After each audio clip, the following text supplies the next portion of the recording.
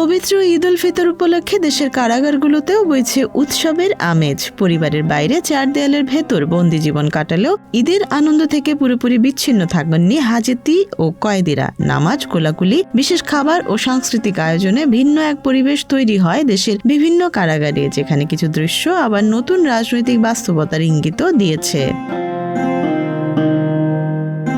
রাজধানী ঢাকা কেন্দ্রীয় কারাগার সহ দেশের ৭৩টি কারাগারে একযোগে অনুষ্ঠিত হয় ঈদের জামাত। কেরানীগঞ্জের বিশেষ কারাগারে সকাল ৮:৩০টায় কঠোর নিরাপত্তার মধ্যে অনুষ্ঠিত হয় প্রধান জামাত। এখানে অংশ নেন ২০২৪ সালের গণ অভ্যুত্থান সংশ্লিষ্ট মামলায় বন্দী থাকা প্রায় ১২৩ জন সাবেক মন্ত্রী, সংসদ সদস্য ও শীর্ষ আমলারা।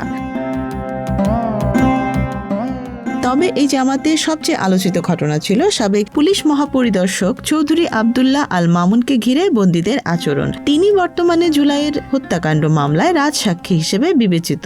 জামাতে অংশ নিলেও নামাজ শেষে অন্যদের সঙ্গে তার দূরত্ব স্পষ্ট হয়ে ওঠে। যেখানে সাবেক মন্ত্রী, এমপি ও আমলারা একে অপরের সঙ্গে কোলাকুলি ও শুভেচ্ছা বিনিময়ে ব্যস্ত ছিলেন, সেখানে মামুনকে দেখা যায় একেবারেই আলাদা অবস্থানে। কেউ তার কাছে এগিয়ে যাননি, এমনকি কথা বলার চেষ্টাও করেননি। পুরো সময়টাতেই তার আশেপাশে ছিল কড়া নিরাপত্তা বলয়। কারা সূত্র বলছে, এই দৃশ্য বন্দীদের ভেতরের অস্বস্তি, অবিশ্বাস ও রাজনৈতিক বিভাজনের এক নীরব প্রতিফলন। রাজসাক্ষী হিসেবে তার অবস্থান তাকে কার্যত অন্যদের থেকে বিচ্ছিন্ন করে দিয়েছে।